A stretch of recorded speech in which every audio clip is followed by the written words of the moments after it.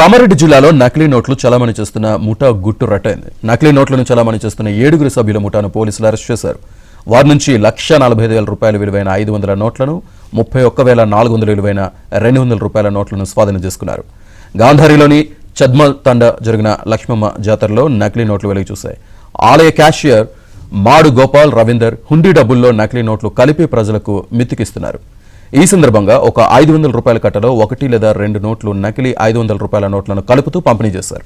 నిందితుల నుంచి 9 మొబైల్ ఫోన్లను, ఒక బైక్ను స్వాధీనం చేసుకున్నారు. నేరస్తుల్ని చాకచక్యంగా పట్టుకున్న సదాశివనగర్ పిఎస్ పోలీసుల్ని ఎస్పీ సింధు శర్మ అభినందించారు.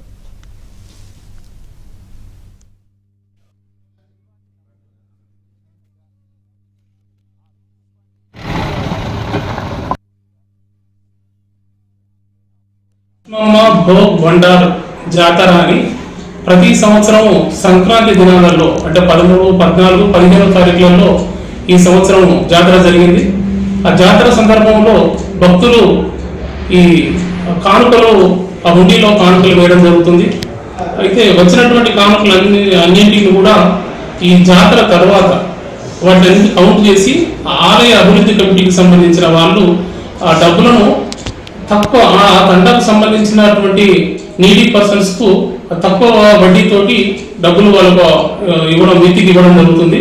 తీసుకున్న వాళ్ళ నోట్ల నుంచి 2-3 నోట్లు మాత్రము ఈ 500 రూపాయల నోట్లు ఫేక్ నోట్స్ రావడం జరిగింది.